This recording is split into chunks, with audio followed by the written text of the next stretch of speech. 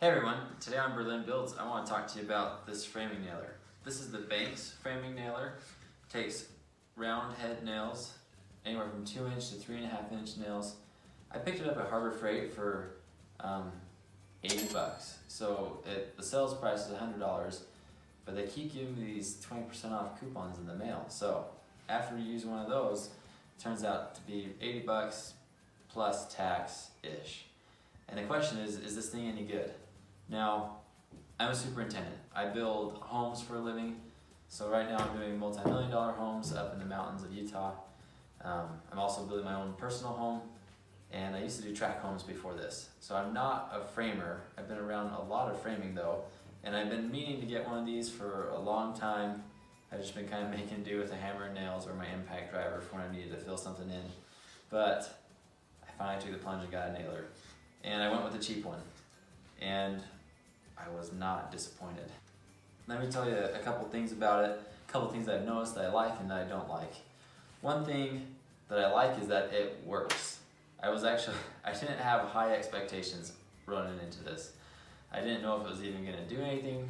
The first shot I fired, I was kind of holding my breath, just going, I hope I didn't make a bad choice. But it works. It has an easy depth of adjustment knob, which is actually right here. You don't even have to have a tool to adjust it, you just spin it.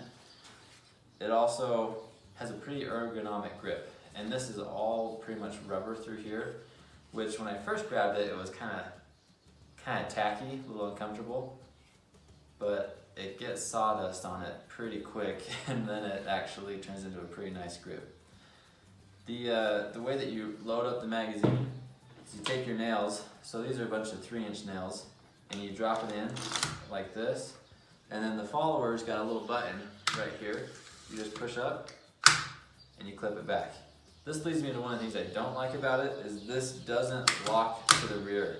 It just continues to try and push all your nails up, which is good and bad. I kind of just like being able to lock it to the rear and then load my nails and then release, but it's nothing that really throws off the entire function of the tool.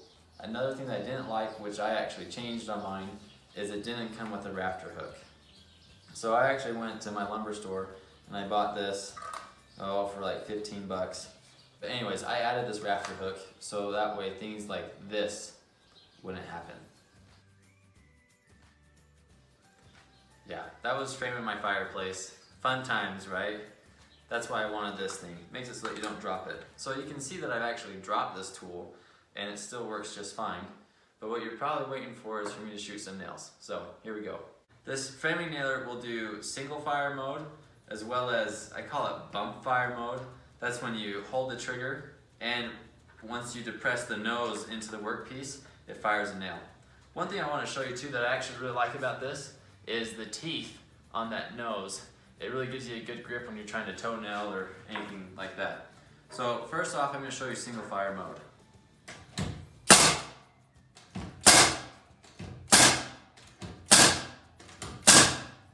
So there we go.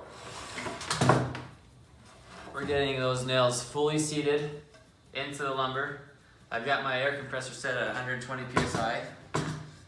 And now, let's go through bump fire mode and just see how we do.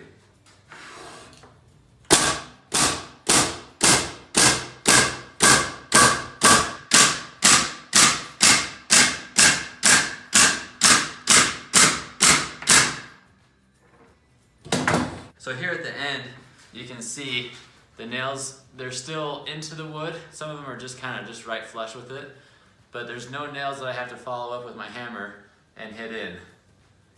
This also has the dry fire lockout mode. So what that means is, like your last 3 or 4 nails in this gun, it won't shoot. And that actually keeps your tool safe, because if you run out of nails and you keep firing, the mechanism with inside, it'll actually start to put a lot of stress and wear and tear on it, and your tool won't last as long. So having that feature makes it so that your tool's gonna last longer. This thing weighs, about 10 pounds-ish would be my guess, which is kind of heavy. You get some of the higher end nail guns, I think you're gonna be right around 7 or 8 pounds. And we're talking a 2 or 3 pound difference, but when you're using it for a long time, the weight starts to add up. However, for the price point, and for not being a professional framer where I'm using this all the time, I'm using it mostly for DIY stuff and then just the random stuff as a superintendent that I need to do sometimes, the weight's not a big deal. Also, you don't have to go to the gym because you're lugging around this big heavy thing. So you get pros in different ways there. Also, I added my rafter hook, which, you know, it's not even a pound, but every little bit starts to add up. One thing about adding this hook though is I think it actually creates a little bit better balance to the gun. I mean, it's still a little top heavy, but I think once you get your hose connected, it's a little bit more balanced. Anyways, this is the Banks 21 degree round head framing nailer. I am a fan. I've had it for a couple weeks now. Shot about somewhere right around 750 nails through this thing, and it's been great. If you're interested in getting the same rafter hook that I put on, I've got a link in the description below for that. If you don't happen to have a Harbor Freight nearby, or you just don't want to go to the store, you just want to order online, I've got a link in the description below for this nail gun as well.